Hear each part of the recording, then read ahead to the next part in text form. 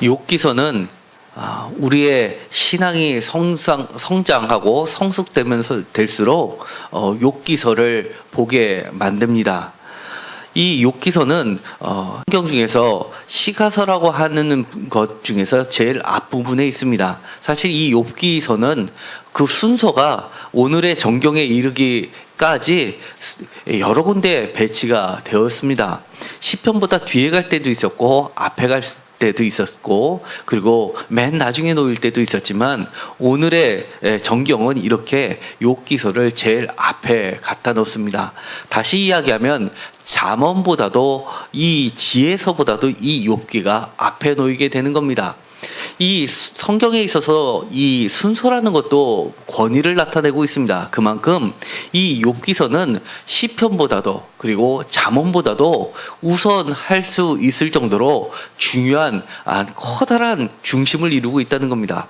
우리의 신앙에 있어서 가장 대표적인 것은 우리가 지금 역사서를 보고 있는데 사무엘 상하, 열왕기 상하를 이끄는 중요한 신앙의 원리는 바로 신명기 신학입니다. 하나님을 잘 섬기면 복을 받고, 그리고 하나님을 경외하지 않으면 벌을 받는다는 것이 아주 우리의 신앙을 지탱하고 있는 중요한 원칙입니다. 인과응보의 사상도 갖고 있고 보상신학도 갖고 있는 겁니다. 그런데 이거에 못지않게 이 히브리 신앙의 중심, 또 하나의 중심축을 이루고 있는 것이 바로 지혜입니다. 잠언 같은 경우에는 하나님께서 지혜로 세상을 창조했다라고까지 이야기를 합니다. 특히 우리가 솔로몬이라는 건축한 인물을 통해서 그 이후부터는 이 지혜가 이 이스라엘을 지배하게 됐습니다. 그래서 이 지혜가 하나님의 자리까지 가게 됐습니다. 그리고 그것은 오랜 시간 동안엔 전통으로 굳어졌습니다. 그거에 대해서 이 욥기는 반항아처럼 반기를 들고 나온 겁니다. 물론 이 욥기서도 이 신명기 신학과 그리고 지혜서, 잠언과 같은 지혜를 말씀을 많이 담고 있지만 그것과는 또 다른 차원으로 우리의 신앙을 끌어올리고 있기 때문입니다. 욥기서 하면 우리가 대표적으로 알고 있는 것이 있습니다. 욥기 하면 떠오르는 것이 인내입니다. 고난을 이겨내면 하나님께서 더 큰 복으로 채워주신다라고 할 때는 사실은 그거는 또 다른 신명기 신학 인과응보의 사상을 갖고 있습니다. 무조건 참으면, 견뎌내면 하나님께서 보상해준다라는 것은 사실은 어떻게 보면 욥기서를 온전히 이해하지 못한다고 할 수가 있습니다. 그렇기 때문에 우리가 이 욥기서를 올바로 보려면 우리가 갖고 있는 기존의 개념들을 모두 내려놓고 하나님께서 어떻게 말씀하고 계시는지를 주의 깊게 봐야만 됩니다. 욥기서는 매우 어려운 구조로 되어 있습니다. 그렇기 때문에 학자마다 이것을 분석하는 데 있어서 너무나 많은 차이를 보여주고 있습니다. 그럴 수밖에 없는 것이 바로 이 욥기서는 서론 부분에 해당하는 것과 중심부에 해당하는 것이 문체가 원어로 보면 완전히 틀립니다.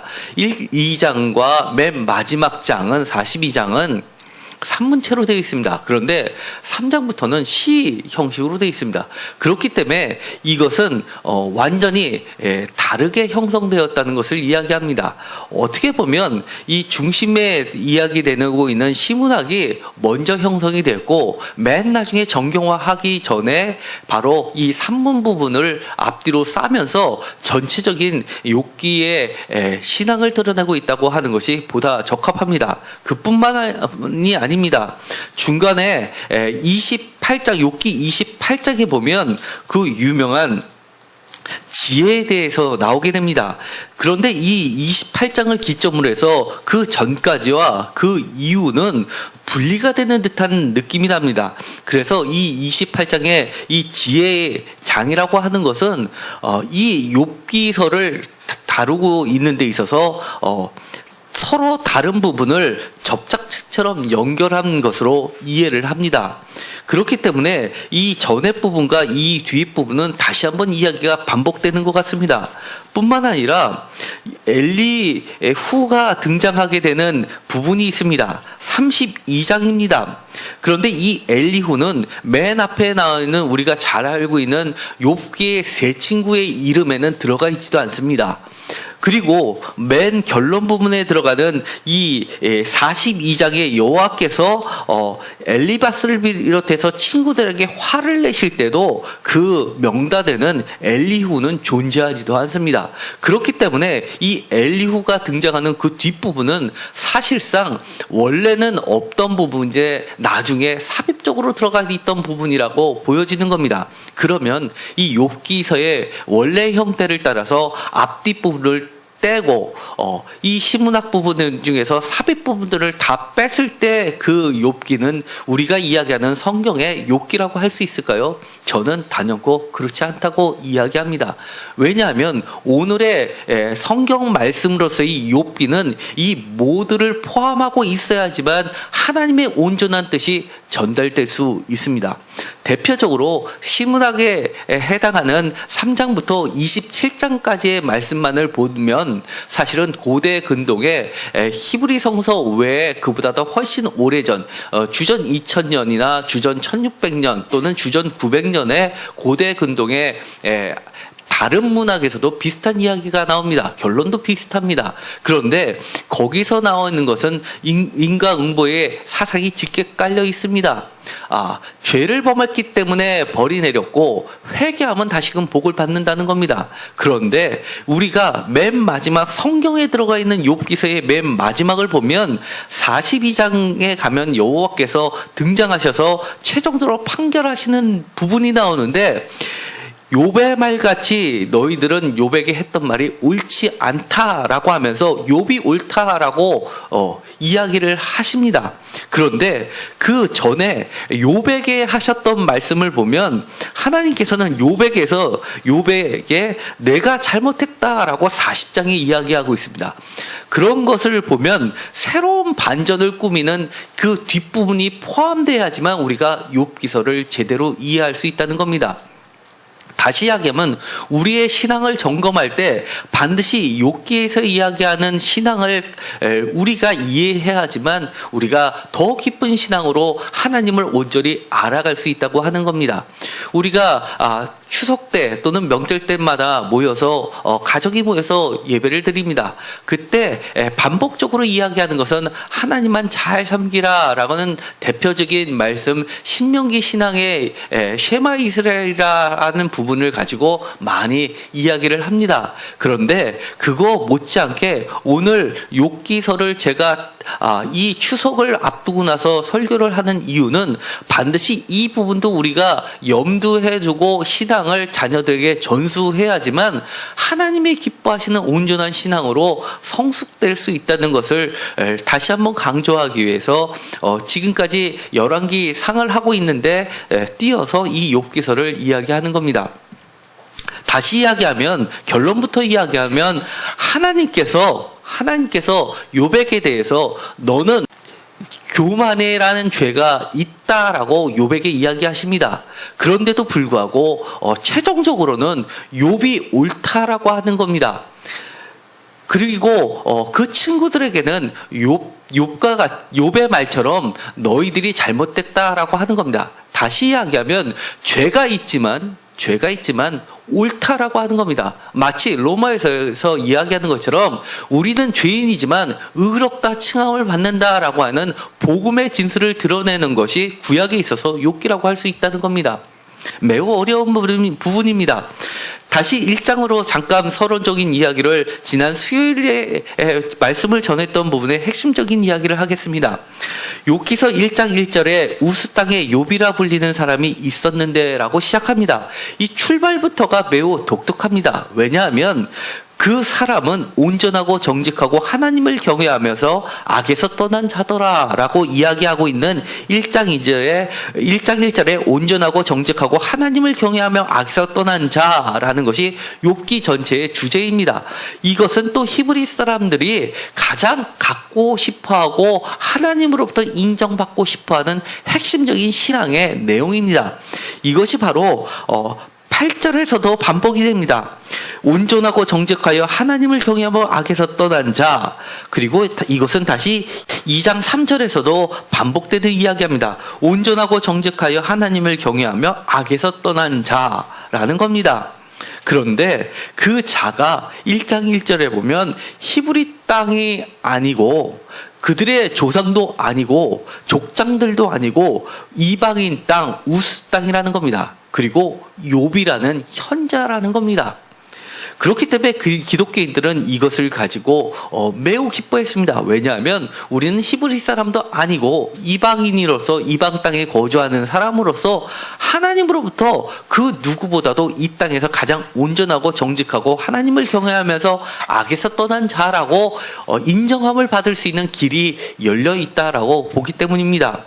그런데 이 욥은 얼마나 그가 노력을 했냐 하면 5절에 보면 욥의 행위가 항상 이러하니다라고 하면서 그의 행위를 이야기할 때 자신만 그렇게 애쓴 것이 아니라 자신의 아들들도 혹시나 하는 죄에서도 깨끗하게 하기 위해서 많은 노력을 했다는 것을 보게 됩니다. 문제의 발단은 하나님께서 사탄에게 자랑하기 시작한다는 데서 출발합니다.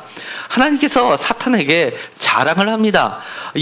여기 온 땅에서 욥과 같이 온전한 사람이 없다라고 자랑을 하자 사탄이 그것에서 반기를 듭니다. 까닭 없이 하나님을 경외하겠습니까? 라고 2장 4절에 이야기를 합니다. 그러자 이 하나님께서 그것에 충동함을 느꼈다라고 합니다. 그리고 나선 하나님께서 사탄과 내기를 합니다. 어떤 신학자는 이것은 하나님의 도박이다라고까지도 표현한 사람이 있습니다. 까닭 없이 하나님을 경외할 수 있겠느냐라는 가장 핵심적인 질문을 우리에게 던지는 겁니다. 우리가 신앙생활을 할 때 하나님을 잘 믿으면 복을 받는다는 것 때문에 하나님을 믿는다라고 하는 것도 틀린 말이 아닙니다. 그러나 그 까닭 없이도 하나님을 믿을 수 있겠느냐라는 부분에 대해서 우리에게 도전하고 있는 겁니다. 한 번에 내기를 시작하셨습니다. 하나님이 이기셨습니다. 사탄이 하룻밤 사이에 그의 자식들까지도 죽게 하는데 이 욥은 입으로 범죄치 않습니다. 주시니도 여호와시오 거두시니도 여호와시오 여호와의 이름이 찬송을 받으실지니다라고 하면서 온전함을 드러냅니다. 이것으로 끝내면 좋을 텐데 다시 한번 내기를 하십니다. 답답도 하십니다. 사탄이 이야기합니다. 2장 4절에 그의 모든 소유물로 자기의 생명을 바꿔올지라 라고 하면서 표준세번에게 이야기하는 것처럼 사람은 자기 생명을 지키는 일이면 자기가 가진 모든 것을 버립니다. 하나님께서 그 욥의 생명을 치시지 않았기 때문에 그저 재산과 자식들을 쳤기 때문에 그가 신앙을 버리지 않은 것뿐입니다 라고 건드려댑니다. 그러자 하나님께서는 다시 거기에 걸려 넘어지십니다. 그래 그렇지 않아 라고 하면서 다시 한번 내기를 거십니다. 그러면서 이야기는 전개되고 있습니다. 그것이 땅에서 벌어진 일이 아니라 하늘에서 벌어진 이야기입니다. 욥은 하늘에 살고 있지 않고 땅에서 살고 있습니다. 땅에서 살다 보니까 그 하늘에서 벌어지고 있는 것을 이해할 수도 없고 듣지도 못했습니다. 어느 날 갑자기 많은 고난이 찾아오게 됩니다. 얼마나 고난이 찾아오냐면 그의 발바닥에서 정수리까지 종기가 나서 욥이 질그릇 조각을 가져다가 몸을 긁을 정도라고 합니다.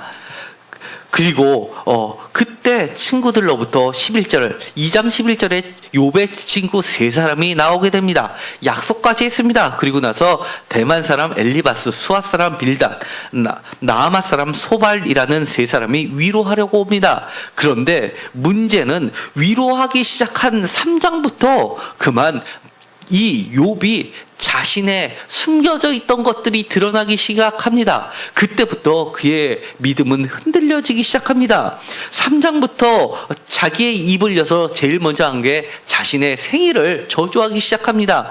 자기가 태어나지 말았으면 좋겠다라고 고백하면서 생명이 하나님에게 있는데도 불구하고 간접적으로 하나님을 원망하기 시작합니다. 그러면서 그가 끊임없이 이야기하는 것은 내가 온전하다. 나는 이 고난이 당신들이 이야기하는 것처럼 내가 잘못을 저질렀기 때문에 받는 고난이 아니다. 나는 이유 없이 까닭 없이 고난을 받는다라고 끊임없이 이야기합니다. 그러자 오늘 읽었었던 8장의 빌닷이 이렇게 이야기합니다. 8장 3절입니다. 하나님이 어찌 정의를 굳게 하시겠으며 전능하신 이가 어찌 공의를 굳게 하시겠는가. 5절 내가 만일 하나님을 찾으면 전능하신 이에게 간구하고 또 청결하고 정직하면 반드시 너를 돌보시고 내 의로운 젖을 편안하게 하실 것이다 라고 이야기합니다. 하나님이 정의로우신데 너가 그렇게 정의롭다면 왜 하나님께서 정의를 굽게 하셔서 너에게 고난을 줬겠냐라고 하면서 회개하라는 겁니다. 그리고 아주 우리가 욥기서 하면 대표적으로 떠오르는 말씀을 빌닷이 합니다.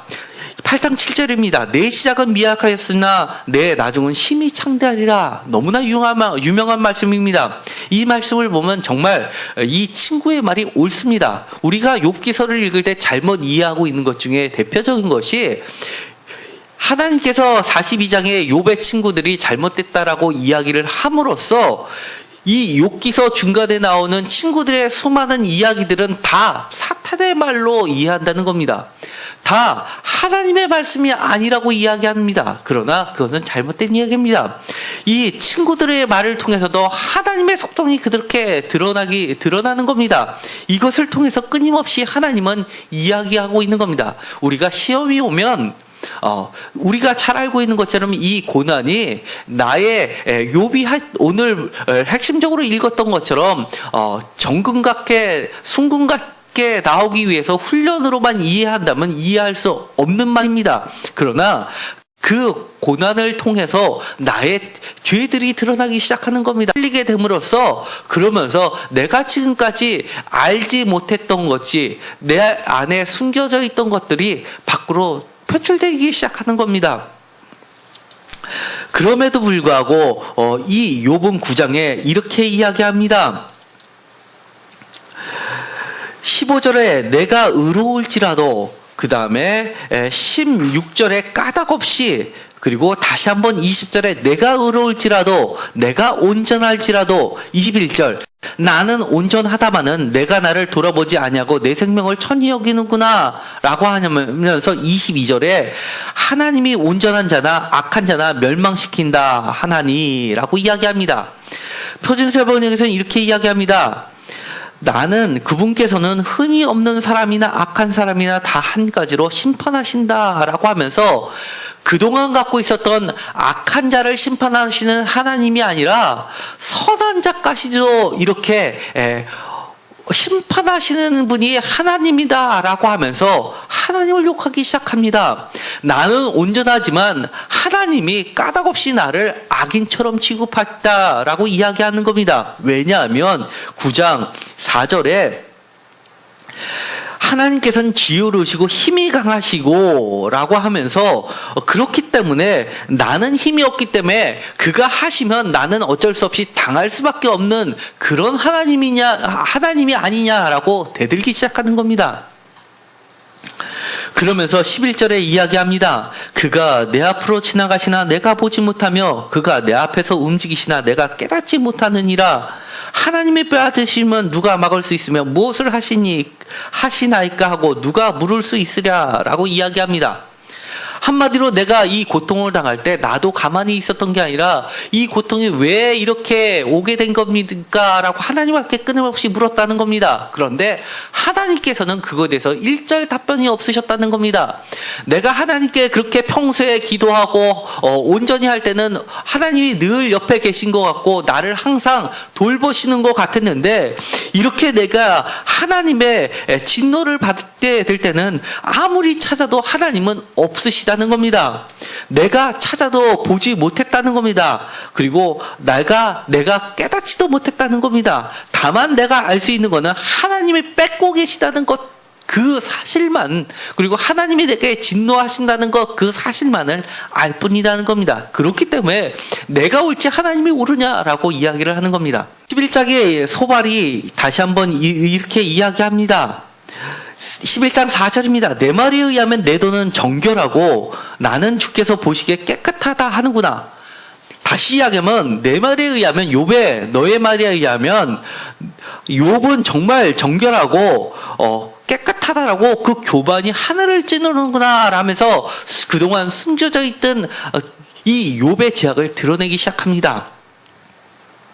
7절에 이렇게 이야기합니다. 내가 하나님의 오묘함을 어찌 능히 측량하며 젖는 장을 어찌 완전히 알겠느냐라고 이야기하면서 그만 너의 교만을 내려놓아라 라고 이야기합니다. 11절입니다. 하나님은 허망한 사람을 아시나니 악한 일은 상관하지 않으시는 듯하나 다 보시느니라. 너무나 유명한 말씀입니다. 정말 구구절절이 옳은 말씀입니다.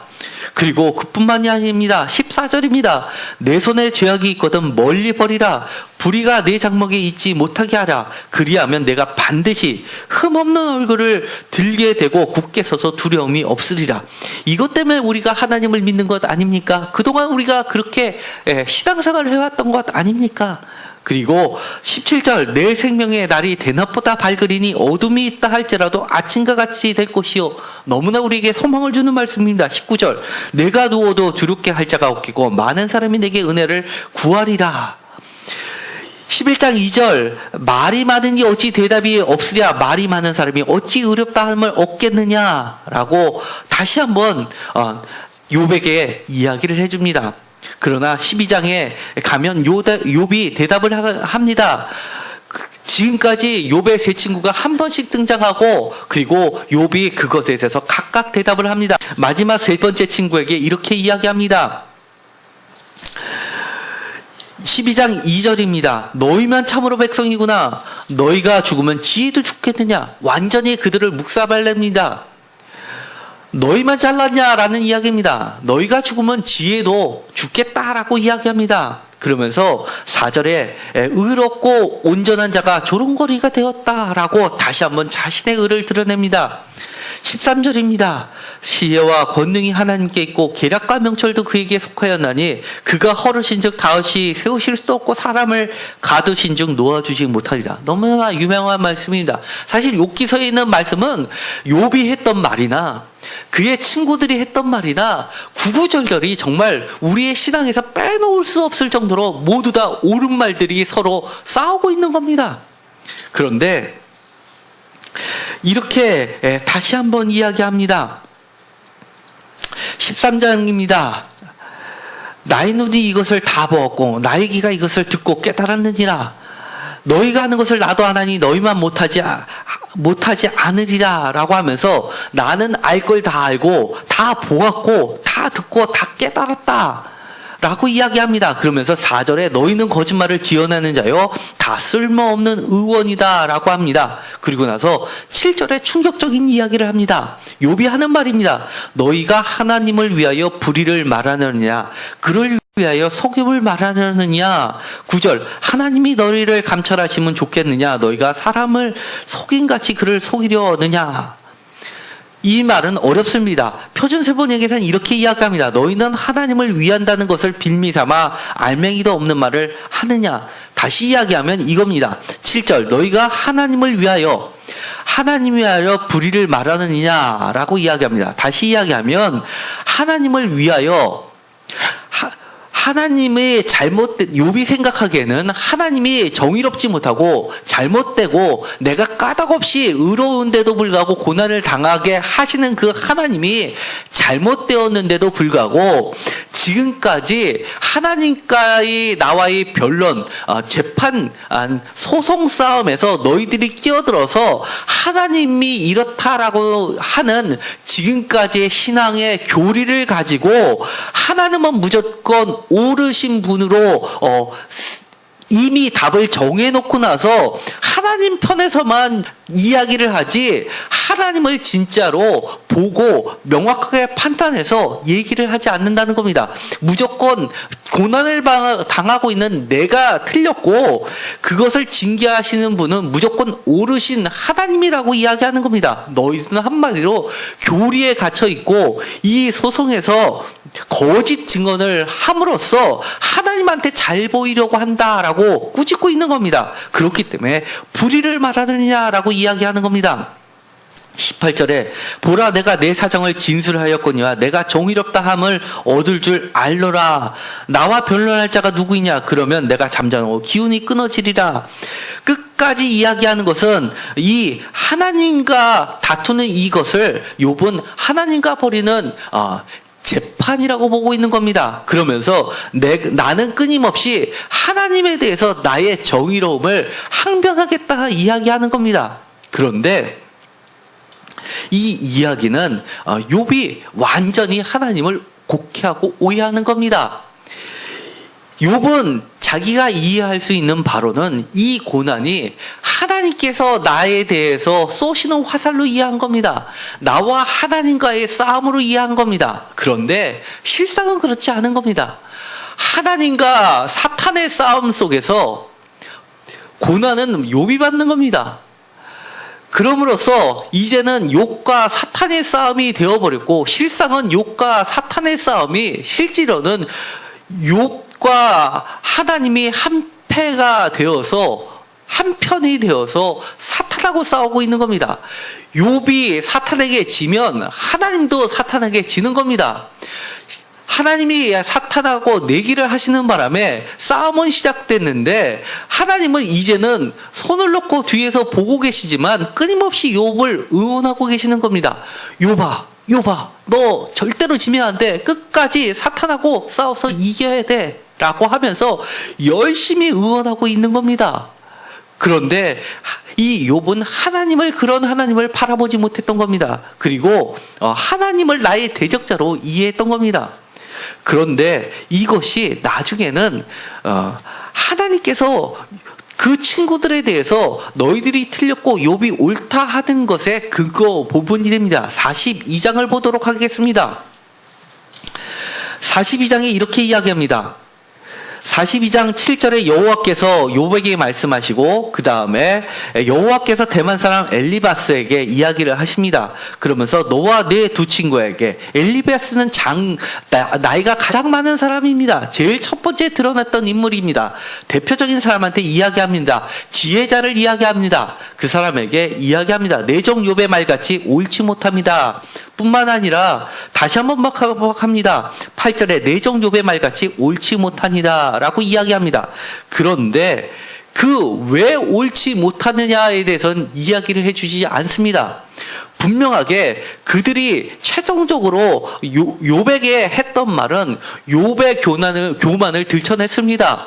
교만이 하늘을 찌르고 그 하나님께서는 낮은 자를 기뻐하시고 교만한 자를 낮추신다는 부분을 이야기했습니다. 그리고 하나님께서도 욥에게 이야기하실 때는 이렇게 이야기하셨습니다. 40절입니다. 40장입니다. 욥기 40장에 하나님께서 욥에게 이야기하신 부분이 나옵니다. 8절입니다. 내가 내 공의를 부인하려느냐? 내 의를 세우려고 나를 악하다 하겠느냐? 욥이 나 하나님의 공의를 부인하려느냐? 욥의 의를 세우려고 나 하나님을 악하다 하겠느냐?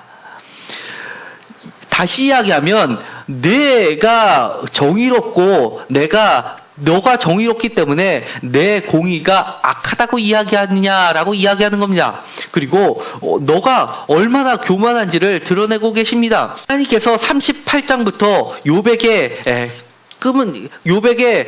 답변을 하시는 부분이 나오게 됩니다. 그런데 38장부터 41장까지 이야기하는 것 중에 맨 끝에 나오는 말도 교만입니다. 교만한 자에 대해서 교만이 얼마나 악하다라는 것을 드러내고 계십니다. 그럼에도 불구하고 이 분명하게 여호와께서는 욥에게는 너가 악하다, 네가 잘못됐다라고, 네가 교만하다라고 이야기하고 나는 옳다, 정의롭다라고 이야기하는데 그 친구들에 대해서는 말을 확 바꿔버립니다. 그러면서 친구들에 대해서는 이렇게 이야기하는 겁니다.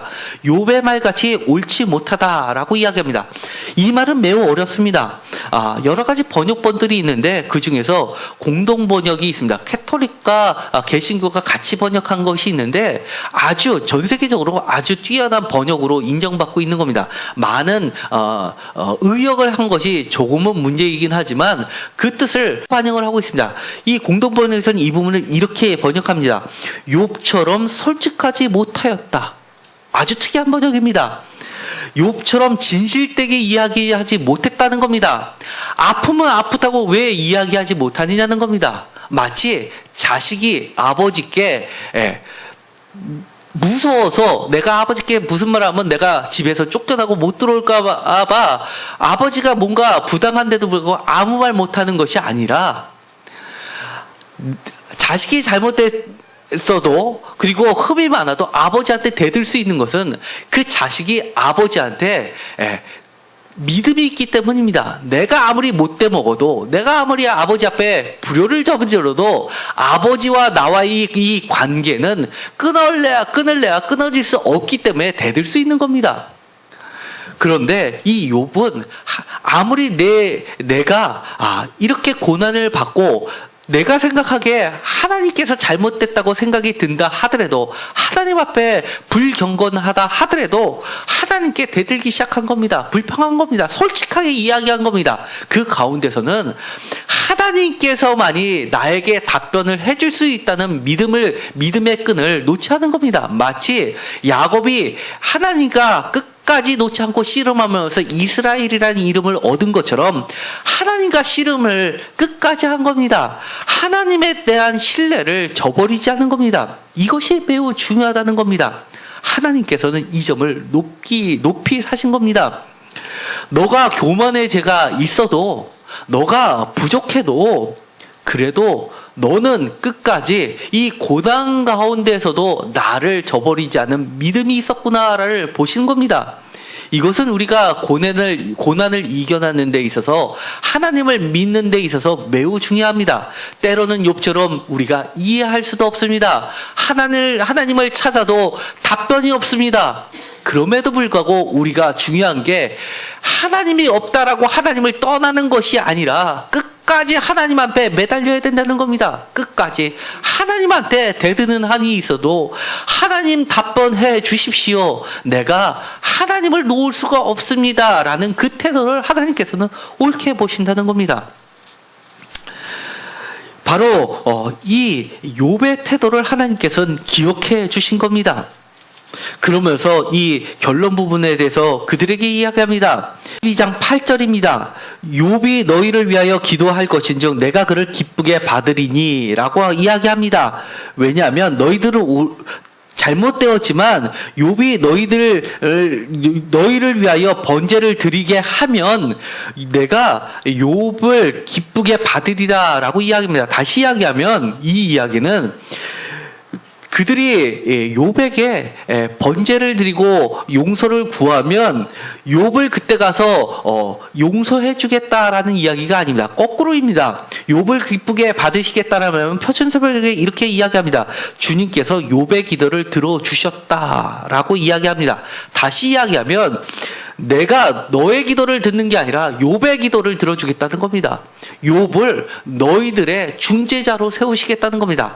다시 1장으로 돌아가는 그 듯합니다. 1장 5절에 욥이 자신의 아들들의 죄를 속죄시키는 중재자로 등장합니다. 친구들에 대해서도 그 친구들의 말은 매우 옳았습니다. 옳았는데도 불구하고 그 근본을 이해하지 못했습니다. 그렇기 때문에 근본이 잘못됐기 때문에 그들은 틀렸던 겁니다. 그들은 그들의 욥이 겪는 고난을 욥의 원인이 있다고 봤지만 사실은 욥의 원인이 있는 게 아니라 하나님 앞에 원인이 있었던 겁니다. 그렇기 때문에 그들은 출발이 틀렸고 그들은 틀렸던 겁니다. 그들을 중재하는 중재자로서 대속자로서 욥을 들어 쓰시겠다는 겁니다. 마치 예수님을 우리 모두의 대속자로 쓰시고 이 예수님을 십자가 위에서 그를 모든 자의 대속물로 주신 하나님이 사실은 예수 자신이었다는 것을 드러낸 사건하고 같다는 겁니다. 그렇기 때문에 몰트만은 심지어 십자가에 달린 예수를 십자가에 달린 하나님 자신이라고 고백합니다. 우리는 때로는 우리가 이해하지도 못하는 이 고난을 겪으면서 나만 고난을 겪는다고 생각합니다. 내가 정작 아쉬울 때는 하나님은 나를 버리셨다고 생각합니다. 그러나 하나님께서는 이 욥기를 통해서 이렇게 이야기하시는 겁니다. 이 고난 가운데서 나도 너와 함께 있고 너와 함께 고난도 받고 있다라고 이야기합니다. 너는 보지 못하고 너는 깨닫지 못하고 너는 원인을 알 수도 없지만 나는 너와 함께 있다라고 이야기를 하는 겁니다. 이거는 매우 중요합니다. 우리가 때로는 이해하는 범위 내에서 우리의 신앙을 점검할 때가 있습니다. 그러나 오늘의 욥기는 이야기하는 겁니다. 우리의 이해를 넘어서시는 하나님, 우리가 없는 것 같은 부재 중에도 계시는 하나님, 초월해 계시지만 우리의 인간의 한계를 넘어 계시는 초월하신 분이지만 언제나 우리와 함께 내재하시는 하나님이라는 겁니다. 어떤 세상의 지혜로도 가둘 수 없으시는 분, 모든 것을 넘어서시는 분으로 욥은 이 욥기를 통해서 하나님 자신을 드러내고 있는 겁니다. 그렇기 때문에 이 욥기를 통해서 우리는 신앙이 지금까지 갖고 있었던 그 범위를 한 단계 더 높은 차원으로 끌어올릴 수가 있는 겁니다. 욥기서 18장에 가면 이렇게 되어 있습니다. 빌닷이 울분을 터뜨립니다. 그들은 이제는 욥을 위로하는 것이 아니라 욥과 싸우게 되는 겁니다. 시작은 이 하나님께 그를 인도하고 더 좋게 하려는 뜻이었는데 이제는 그것을 완전히 망각하고 욥과 싸우고 있는 겁니다. 얼마나 안타까운 일입니까? 때로는 우리 자신의 모습을 보는 듯합니다. 우리가 많은 신학의 이야기를 합니다. 어려운 일을 겪는 사람에게 조언을 해줍니다. 그런데 나중에는 조언을 구하는 게 아니라 서로 싸우고 있는 자신을 바라보게 됩니다. 내려놓아야 됩니다.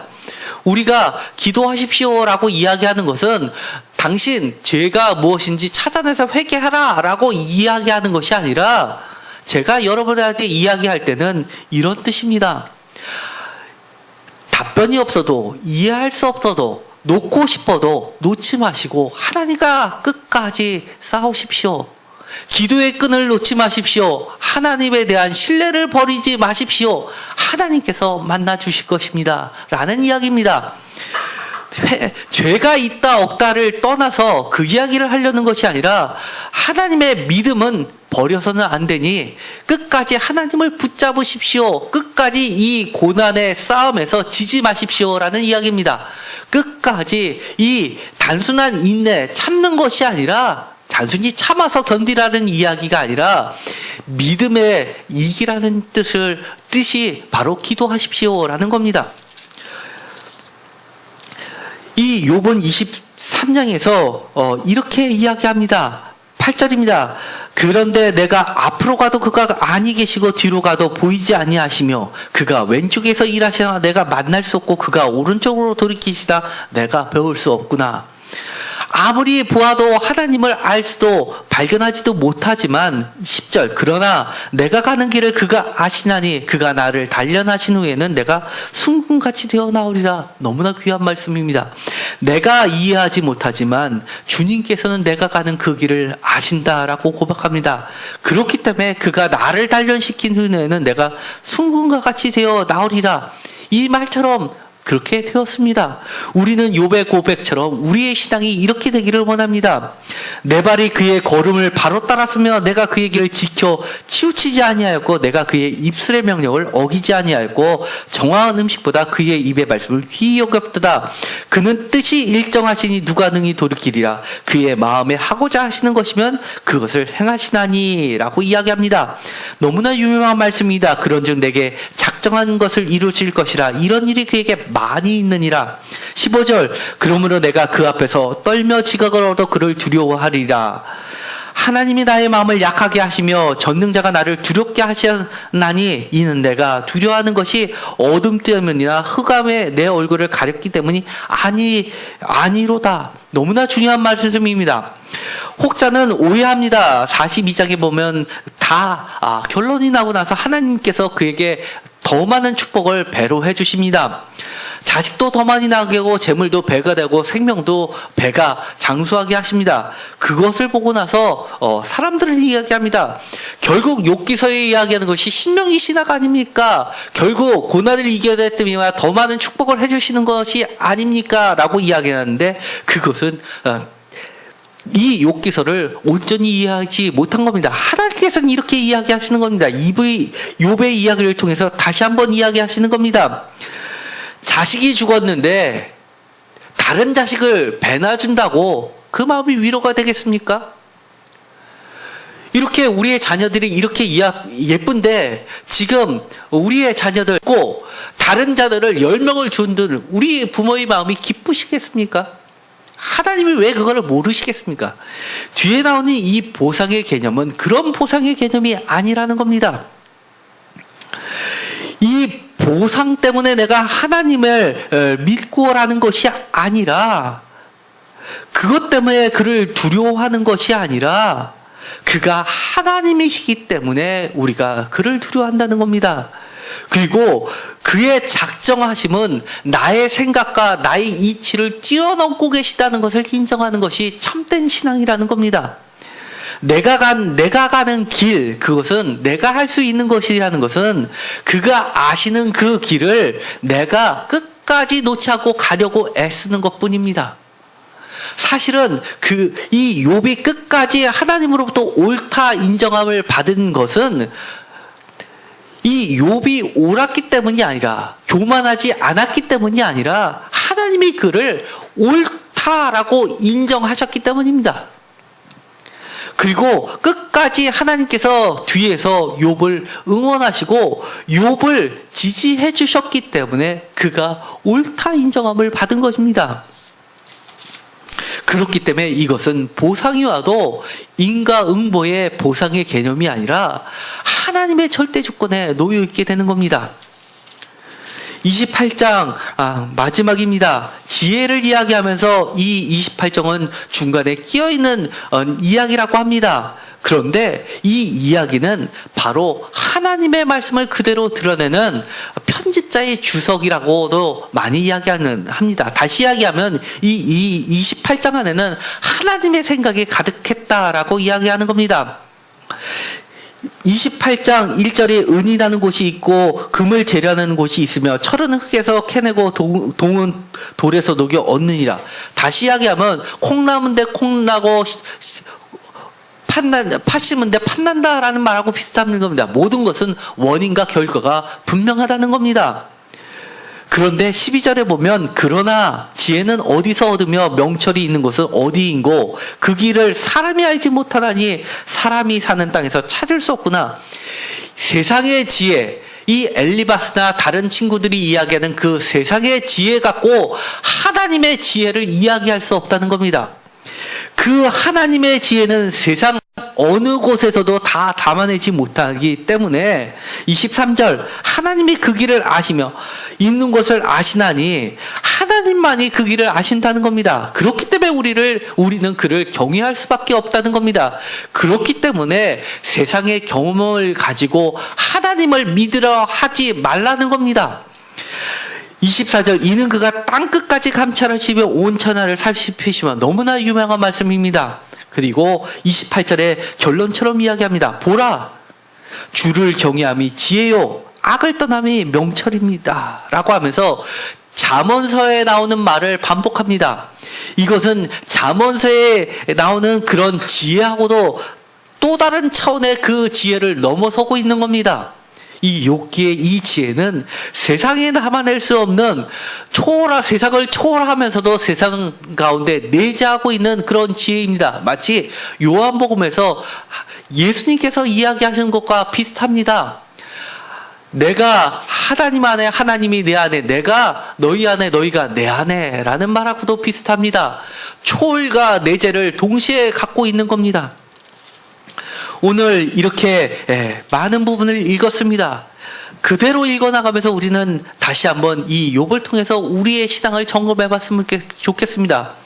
때로는 내가 기도해도 답변하시지 않는 하나님, 그러나 그 하나님을 저버리지 마십시오. 내가 이해할 수 있든 이해하지 못하든 그 하나님은 나의 이해를 떠나면서 너무나도 신실하시고 내 고난 가운데 한순간이라도 떨어지지 아니하시는 분이라는 것을 우리가 아십시오. 나의 싸움은 나와 사탄의 싸움이 아니라 하나님과 사탄의 싸움이라는 것을 기억하시기 바랍니다. 그리고 하나님을 끝까지 놓지 마시고 신뢰하십시오. 불평해도 됩니다. 솔직하십시오. 그리고 하나님께 끊임없이 간구하십시오. 하나님은 다 듣고 계시고 하나님은 다 목격하시고 하나님께서는 우리가 보지 못하는 그 길까지 하나님은 아시는 그분께서 우리의 발걸음을 인도하고 계시다는 것을 굳게 믿으시기 바랍니다. 기도하고 마치기로 하겠습니다. 하나님 감사합니다. 오늘 우리가 겪게 되는 온갖 고난의 시련들이 닥칠 때가 있습니다. 아무리 우리가 하나님께 간구하여도 하나님의 답변을 듣지 못해서 답답할 때가 있습니다. 그럼에도 불구하고 우리가 하나님에 대한 신뢰의 끈을 놓지 않게 하여 주옵소서. 우리의 신앙이 그 세상의 지혜의 신앙과 동일한 수준이 되지 않게 하시고 세상이 담아내지 못하는 그것을 뛰어넘어서 하나님이 바라시고 원하시는 수준까지 나아가게 하여 주옵소서. 주님, 저희들의 부족한 믿음을 주님께서 온전히 채워 주옵소서. 우리가 이해하는 범위 내에서 우리의 신앙을 이어갔던 것을 회개합니다. 주여 용서하여 주시옵시고 우리가 이해하지 못할 때라도 우리가 하나님에 대한 신뢰를 저버리지 않게 하여 주옵소서. 우리의 발걸음을 인도하시는 하나님께서는 그 길을 아시오니 우리의 발걸음을 인도하여 주시옵시고 우리의 고난을 통하여서도 그 가운데서도 역사하시는 하나님을 바라보게 하여 주시옵소서. 그리하여 우리를 순금같이 정하게 하여 주옵소서. 하나님, 우리가 감히 고난이 우리의 신앙을 단련시키는 도구라고 이야기하지 않게 하여 주시옵시고 고난 가운데서도 하나님께서는 역사하시는 분이시라고 이야기할 수 있게 하여 주옵소서. 우리를 훈련시키시기 위하여 하나님께서는 고난을, 악을 사용하시는 그런 분이 아니시라 하나님은 선하시기 때문에 우리의 고난도 안타까워하시면서 함께 고난을 받고 계시는 선하시고 정의로우신 하나님이라고 고백하게 하여 주옵소서. 예수 그리스도의 이름으로 기도드렸습니다.